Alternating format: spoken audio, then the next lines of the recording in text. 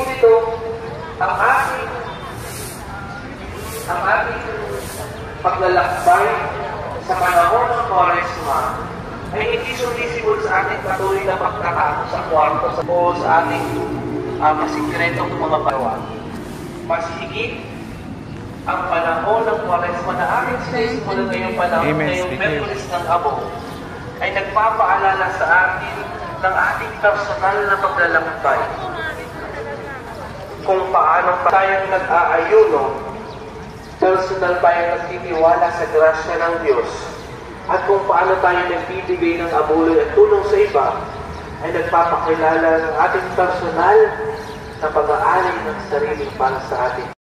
Sa gayo'y maligaya, naway lagi silang magbubuwara ng kanilang mga anak sa pamamagitan ng kanilang tunay na buhay ng Kristiyan. Tulungan magpalaki at alpain ang kanilang mga anak na may pagmamahal at takot sa Diyos. Pagpalain mo ang mga bata upang kanilang mahalin, igalang at sunin ang kanilang ama at ina. Sa iyong na pagpapala, sa kanilang pinagkakatiwala ang mga kabataan.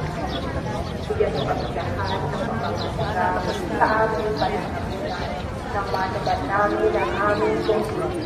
Nagbubugan ng kapayapaan ang aming tahanan.